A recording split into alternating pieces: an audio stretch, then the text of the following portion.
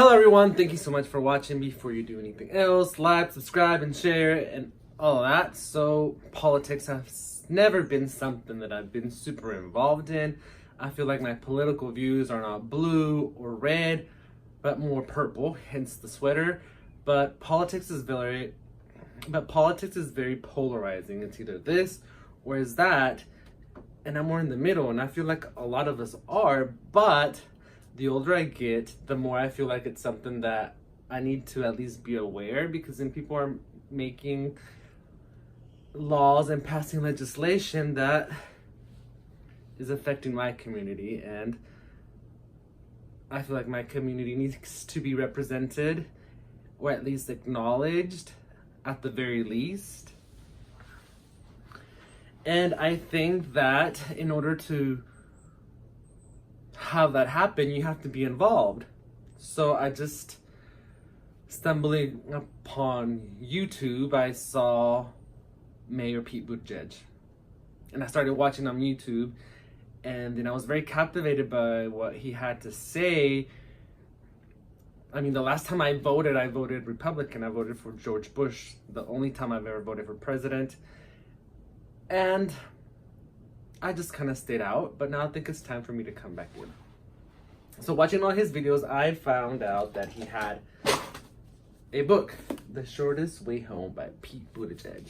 So I said, since I love to read, I said, I have to get in, I have to read it, and I have to know what this man is about. So I think we are moving forward into the future, and I feel like we need someone with progressive ideas. We need somebody who is forward thinking and thinking about the future, and not coming back with these ideas that maybe worked 50 years ago, but we need something new. We're moving into the future, and we need someone young to represent us, and I think Pete Buttigieg is that person. I think what he has to say is exciting. I mean, he's smart, he's very well spoken, and I think it's time that our generation gets involved, because 50 years from now, when I'm older, our ideals have to align with what's to come, and we can't just stay sunken in or stunk or stagnant. And I think if we're voting just for these older men into our,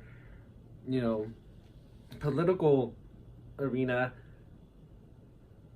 then we're kind of like stagnant water. Like, I don't know, I just think we need fresh air in Washington, D.C., and we need to get these people out who are about to be out anyway. So like, let's get new people, fresh air, new ideas. And Pete is exciting to watch. I think he's very interesting.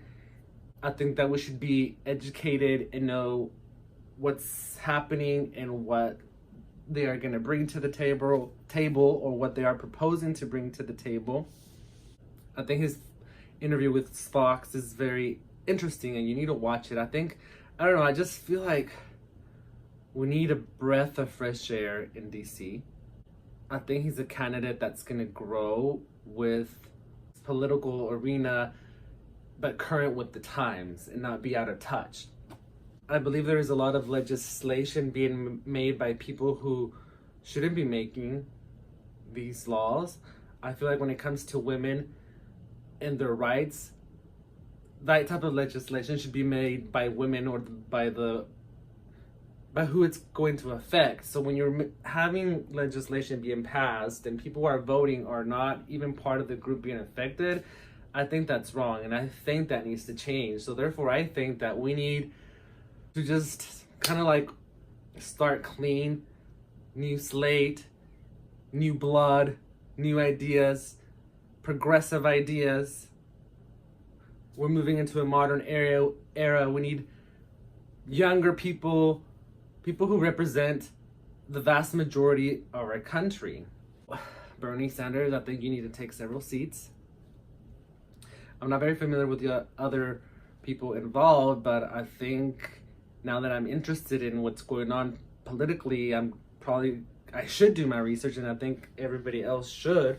I mean, I always thought that our country should be ran conservatively, and I guess I still agree that to an extent, and that's why I think my political views are more purple. But I think Pete is a man of faith. And I think when you're a man of faith, you do have some sort of conservative ideals,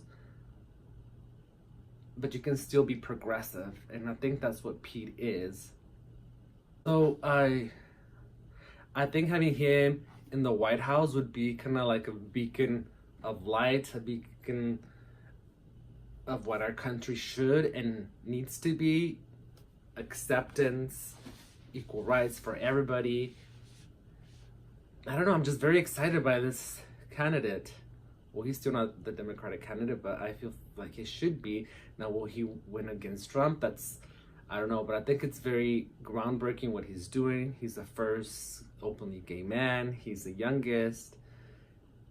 And I think he's prepared. I think we should take a moment to listen to what he has to say and really sit back and think of, we're moving to the future and we need a candidate that's going to take us there. Because he sparked such great interest and I bought this book, so now I'm going to talk about the book. And I made some notes.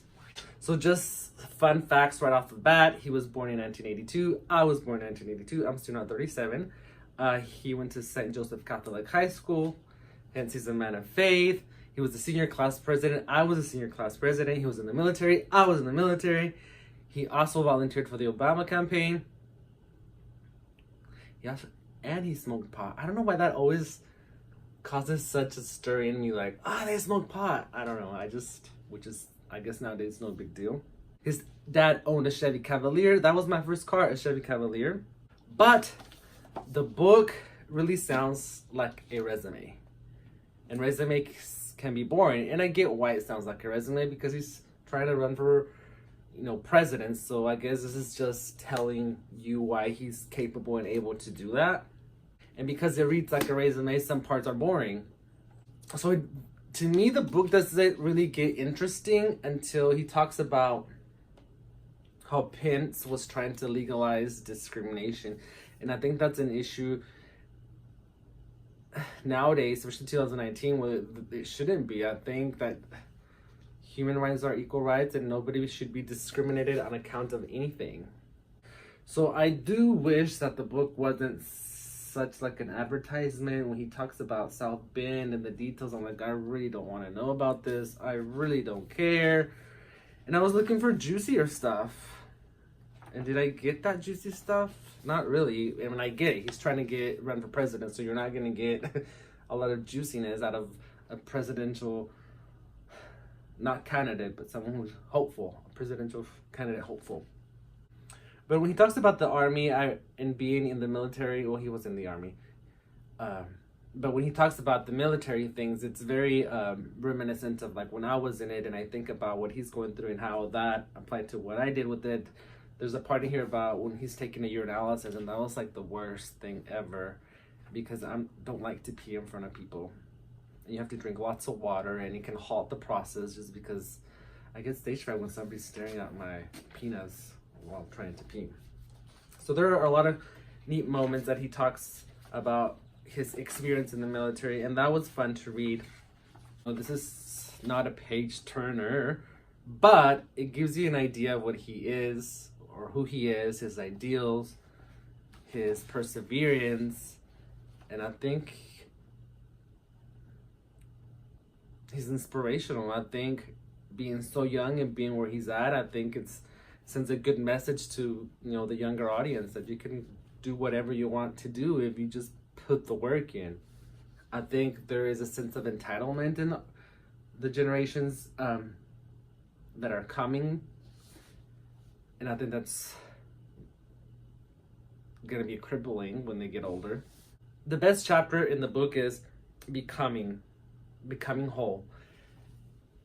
And because since it was so close to the end, I was like trying to read it fast because I was just trying to finish it, and I had to tell myself, hey, okay, this is interesting, let's reread this, because I was trying to hurry, which I think he should have put that chapter earlier on, or just touch on some of the things he talked about in that chapter beforehand. I mean, there was a lot of moments where I got teary-eyed just because it was so personable and so endearing, and just the love that his family and his husband's family, the love that they showed and how they did it was very endearing and something that I think anybody who is of the community wish they had, because it doesn't come with everyone. It's nice to see that there's someone out there who has your back, and I feel he has not only my community's back, women's back, and all of those people who are maybe felt disenfranchised. I think he has your back. I don't know, I think we should really pay close attention to him. I think we should give him a chance, and I think if you're gonna read his book, read it with an open mind, because it's not a page turner, but you do get a clear idea of who he is. But anyway, tell me if you read this book, what you thought. Tell me what you think about Pete. I'm excited for the presidential election. I'm going to be involved this time. I think that everybody should be involved, especially if you're young, because this will affect you in the future. So, Pete Buttigieg for president. I think. I hope. We need somebody like him in office.